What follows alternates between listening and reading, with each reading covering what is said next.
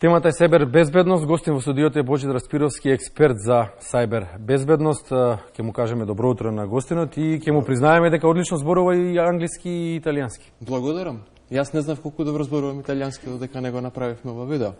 Ке ни ја преведете содржината која што беше кажана? Накратко, значи, вашата приватност е многу важна. Секој денеска може да злоупотреби ваши слики, видеа на интернет. Апелот на крајот на и на англиската и на италијанската верзија е дека бидете многу внимателни со видеата и со сликите кои ги ставате, кои ги објавувате, кои ги споделувате, и со редовните, да ги наречеме стандардни, и со интимните видеа и слики, затоа што дефинитивно денес е многу лесно тие да бидат злоупотребени.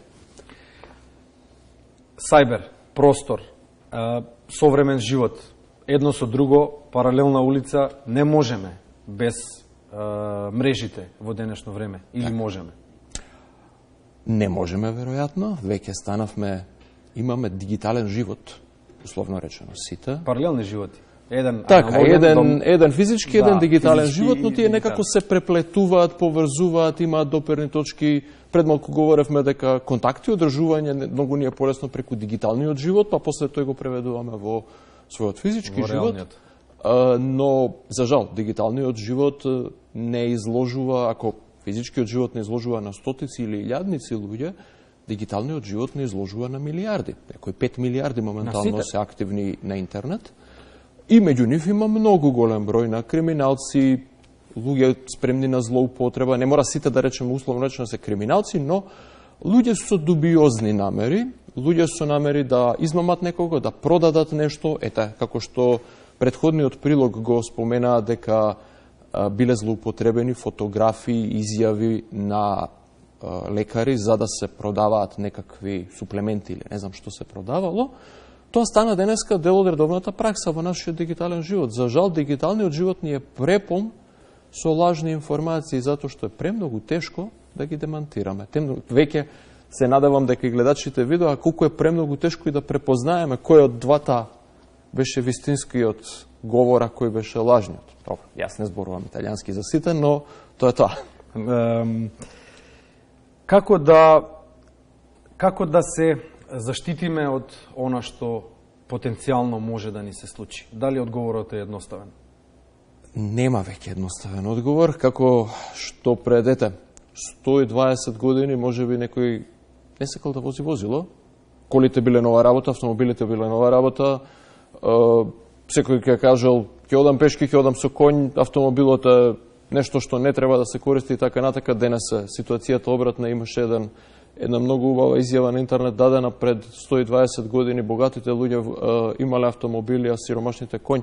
Денеска сиромашните луѓе имаат автомобили, а богатите луѓе имаат конј.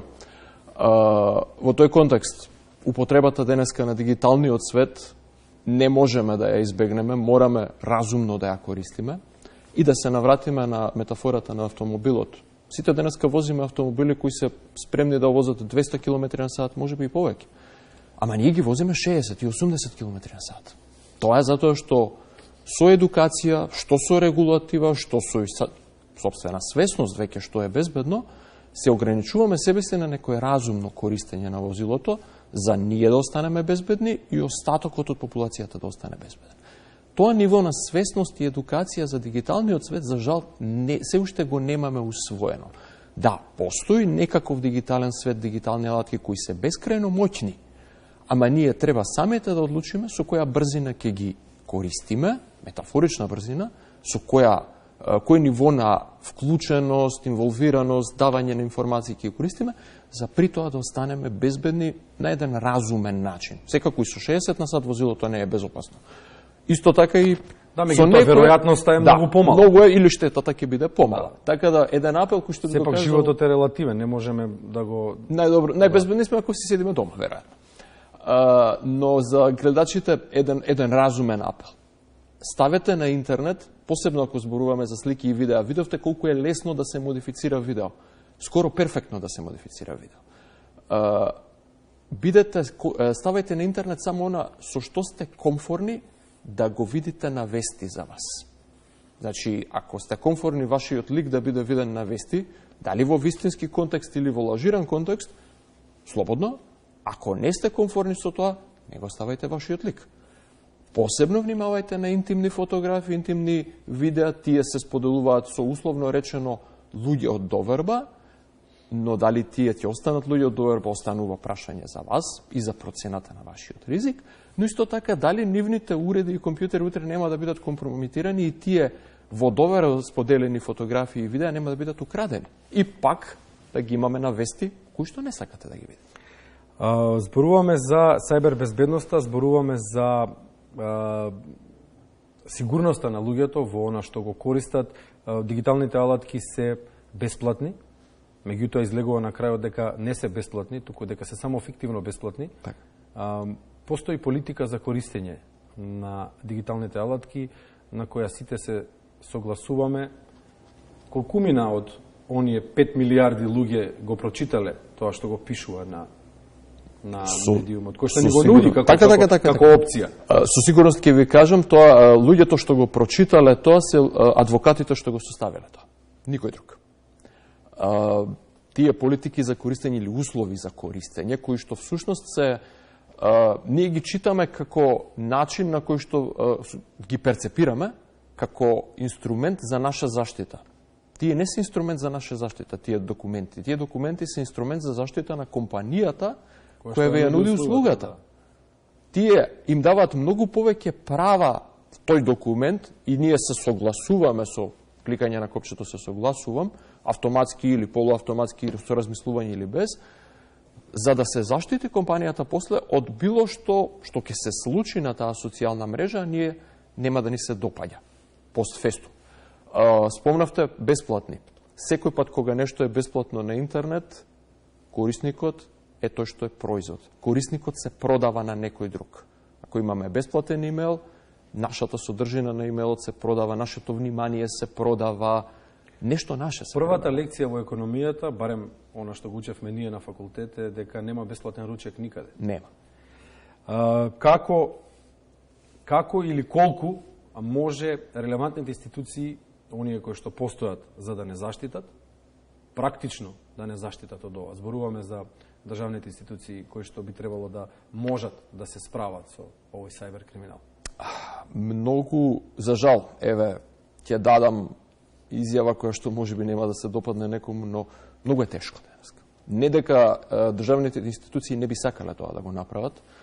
Проблемот е што ваквиот сајбер криминал, сајбер измами се дистрибуирани буквално преку цел свет. Нашиот легален систем, нашите инструменти на присила, полиција, обвинителство и така натака, немаат домет, немаат досег толку брз до криминалци кои што седат Русија, Украина, Казахстан или било каде, Америка, Кина, Кореја, не знам, преку цел свет, затоа што едноставно пребрзо се движат криминалците, системите на кои што се користат пребрзо можат да бидат релоцирани на едно или на друго место.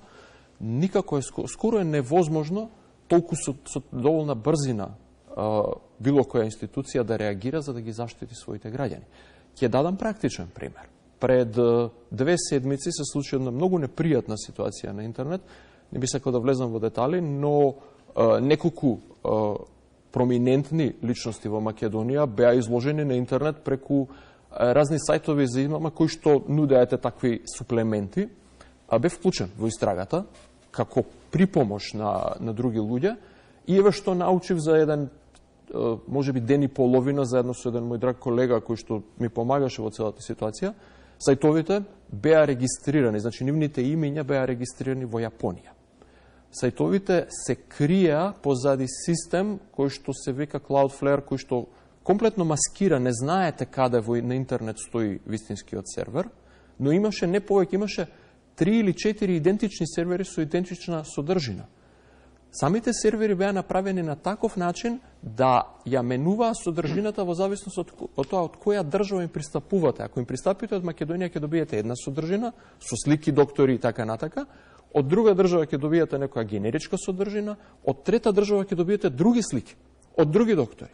Буквално до тоа ниво е направена промената и на крај јаготката на шлагот, името на лицето кое што го регистрирало целото ова, успеавме да најдеме име и адреса и тоа беше кафич во некаде во Казахстан. Буквално го најдовме, постои кафичот, телефонски број и така натака, името на човек веројатно е лажно, но постои некаква контакт локација и адреса која што е комплетно лажна. И сето тоа е расфрлено од Јапонија, преку Казахстан, преку 4 различни сајтови расфрлени по цел свет, преку маскирање на тие содржини за различни медиуми, за различна публика. Јас не знам која е таа, освен NSA кој што ќе ги снима сите овие, целиот овој собраќај во живо, друга државна институција било каде во светот што може нешто во живо да направи. Едноставно е невозможно. Последиците може да бидат сериозни. Зборувавме пред разговорот додека течеше линкот на колешката Кристина Талеска-Големтеова, зборувавме дека последиците се сериозни. Дека може да бидат. Може да бидат сериозни. Ќе почнеме од ова е бенигната варијанта, измама, употребено е нечи лик за да се продава некаков суплемент, лек. Веројатно не е лек, веројатно е во најдобар случај само витамини. И веројатно нема ни да стигне никогаш на адресата. Исто така, но може да одиме во многу посериозни, многу поопасни злоупотреби, почнувајќи од уцени. Значи, многу често се случува да ваквите фотографии истечат, па потоа бидат конструирани во некаков контекст и некој му се бараат пари за да не бидат објавени на интернет. Постои еден специфичен термин sextortion, сексуално уценување, кое што е исклучително опасно психолошки по луѓе. Во Британија се познати истражувања, BBC има многу самоубиства врзани со овој тип на уценување. Луѓето се под толкав притисок тоа да не излезе, да буквално извршуваат самоубиства. Тоа е страшно само по себе. И да одиме уште понатака во злоупотребата, како што јас наеднаш од англиски прозборев магично италијански, колку е тешко на јавна личност денеска од некое видео кое што ќе биде видено на интернет, симнато од интернет, да и се стават зборови во уста и устата да биде синхронизирана со тие зборови. Затоа и него титлувавме видеото, за да се забележи начинот на изговарање на зборовите, за да биде појасен до гледачите, а потоа и го преведовме во рамките на емисијата. Најфрагилната категорија од животот на луѓето се децата. Так. Сите сме, секој живот е значаен, меѓутоа најфрагилната, најчувствителната категорија се децата, оние кои што не може да се заштитат. Како ние да ги заштитиме, како да го регулираме нивото на информација кои што стигаат до децата. Како да ги одбраниме од ваквите напади. Освен со многу разговори, многу едукација, за жал не можеме многу да направиме. Добро е да им кажеме што постои, добро е да им покажеме и да им објасниме што постои. Добро е да им кажеме која е последицата, таа страшна последица да буквално некој помисли на самоубиство или на одземање нечiji живот од притисокот што го чувствува.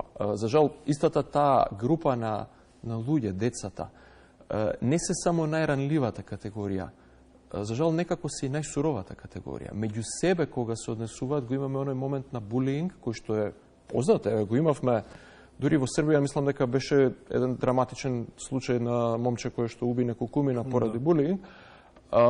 Непотврдено така разбрав. Тој булинг исто така многу е лесно да биде направен преку вакви фотографии. Едукација за тоа дека децата со вашите другари, со вашите сокласници, ова е само шега, од територијата на шега е да се насмееме и влегува во сериозна опасност, е предмет која што дефинитивно, ајде ќе се обидеме ние со медиум, но секој родител треба да разговара со секое дете. Бескорисно е да се мисли дека некој некаде ќе го забрани, ќе го поправи, дека училиштето магично ќе го среди. Училиштето не може да го запре интернетот. Секој од овие деца има мобилен телефон со свој интернет. Дури добив прашање пред некој месец дена дали треба училиштето да го забранат TikTok и Facebook на училишната мрежа. Еве и да го направат тоа. Се што треба детето да направи е да се префрли на 4G, 5G мрежа и да си продолжи да си вози како ништо не се случило. Домашна едукација, разговор со децата, постојан покажување дека ова навистина не е тема со која треба да се шегуваме. Не е работа и да се чекаме после школа да се тепаме. Посериозно. Интернетот е своевидно оружје современо, како што се ладните оружја, огнените оружја и така натаму низ годините на постоењето на човекот, и од нас зависи од тоа колку ќе се едуцираме и колку ќе се подготвиме и колку ќе ги подготвиме оние што доаѓаат за тоа како се користи тоа оружје. Меѓутоа едно моќно оружје е и ова каде што сме денеска, тоа е телевизијата, тоа е традиционалниот медиум, тоа е радиото и слично. Дали може традиционалните медиуми да помогнат во, ако не лоцирање и отстранување, барем во намалување на ефектите на она што се случува во сајбер просторот? Се додека да, постои инструментот на втора потврда. Многу квалитетен инструмент за било која информација што ќе ја видите на интернет. На интернет секој може да напише што сака, може да продуцира безброј копии од истата содржина за да излезе дека содржината е валидна. Еден поквалитетен медиум со добра уредувачка политика, како телевизија, како радио, посебно државно спонзорираните радија кои не зависат толку од реклами, се добра потврда. Ако го има и на таа телевизија, ако го има тоа како вест и на тоа радио, секако со соодветна уредувачка политика и филтри на квалитет, апсолутно може повеќе да се верува на таа информација. Ако постои само на интернет, ама не плива на овие други уредувани медиуми, повторно потенцирам, уредувани средени медиуми, многу е помала веројатноста дека тоа е вистинска вест. Истото важи за печатените медиуми со добра уредувачка политика. Ако го има во New York Times и го има во Wall Street Journal, е многу поквалитетна информација, отколку ако го има само на facebook.com/нешто. Зато луѓето треба да им веруваат на традиционалните медиуми, треба да му веруваат на образованието, треба да им веруваат на едукацијата, треба да му веруваат на она што со години па и со векови наназад се создава од папирусот па до ден денешен. Тоа е медиумот кој што, како кажавте, е со добра уредувачка политика. Сајбер просторот е бесконечна тема, неограничена. Разговорите може да течат бесконечно, неограничено. Божидар Спировски, експерт за сајбер безбедност, ова утро гостин во Македонија на утро. Редовен гостин сте и ќе бидете понатаму на оваа и слични теми, се со цел да ги едуцираме граѓаните. Благодарам. Да, благодариме што бевте ова утро со нас. Почитувани, ние продолжуваме понатаму.